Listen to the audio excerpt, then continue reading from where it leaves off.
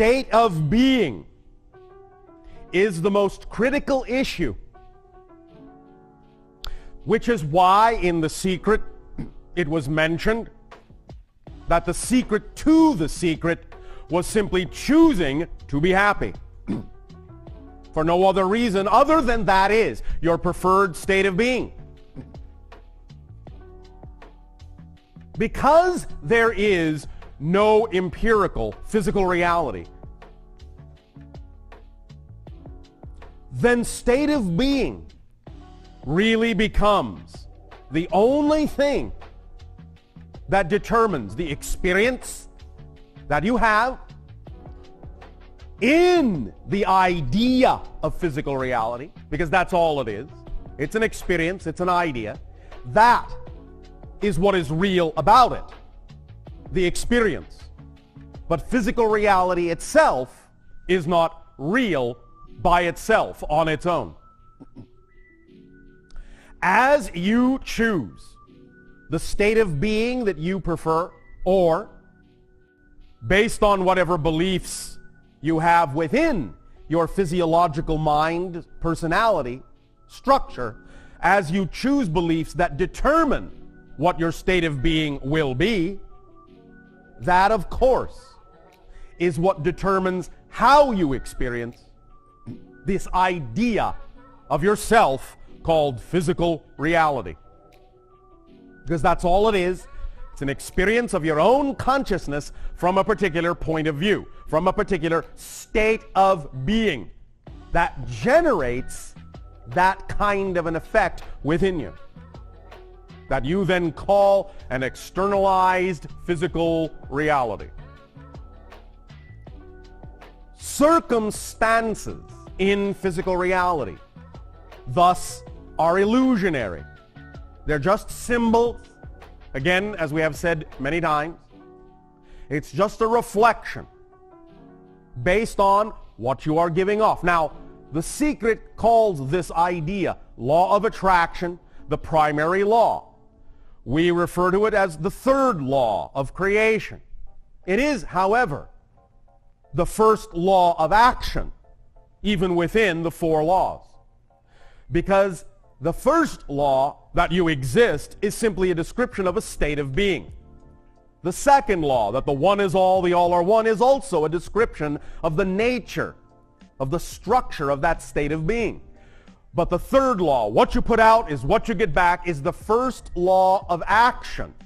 And that is what is being said in the difference being made in The Secret by calling the law of attraction the first or primary law of the universe.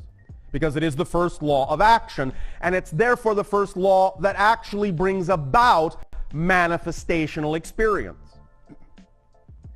Then the fourth law, everything changes except the first three laws, is what qualifies and colors that experience, what allows you different perspectives of the experience of creating the idea of physical reality.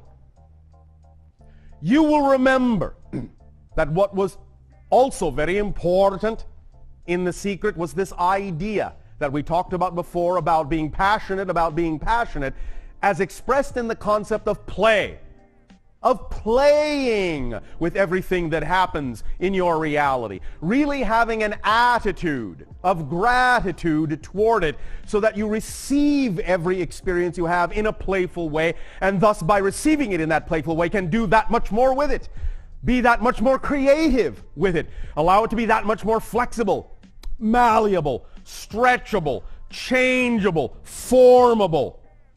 Play. That energy is what allows physical reality to become like clay. So play with the clay of physical reality. If you approach it from an energy state of being that is of a lower vibration, that's when the clay hardens.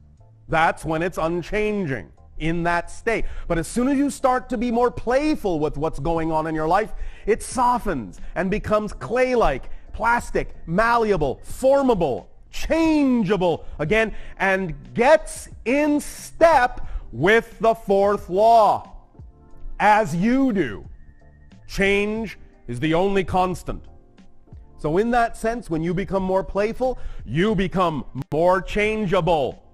And as a result, your physical reality will mirror that changeability.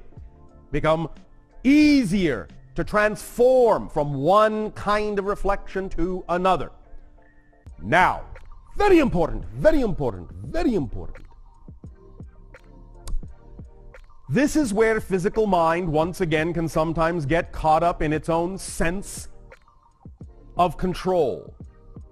And that is that when we talk about the idea that what you put out is what you get back, the physical mind, because, again, of how it looks at physical reality being the only thing there is, will assume that if it doesn't see an exact one-to-one reflection in the circumstances that surround you with what it is you believe you're giving off, you will think that something has failed. Again, I remind you, this is where you get caught in your own paradoxical trap. Even though it is true that what you put out is what you get back, and that by being in a certain state of being, that will determine what the circumstances around you are, the first stage of that, the first manifestation of that will be usually, especially in your world of space and time, usually the first reflection will look the same as it used to. Because this gives you an opportunity to reinforce the state of being by responding to the circumstances that look the same differently than you did before. And that is where you then allow the circumstances to truly reflect that you have changed and demonstrate that you truly have changed by responding to the circumstances differently, even if they look the same as they used to. That's how it works. So the first reflection will usually be an echo of how it used to look. You must not respond to the echo as if that's the representation of your new state. You must respond to it, in a sense, as if you know it's just an echo, and that what you're putting out now, the new response to the old circumstances, that will solidify the vibration of your preferred state of being and truly allow the circumstances to change themselves and take their cue from the new vibration you're putting out, which is the absolute certainty that you are different.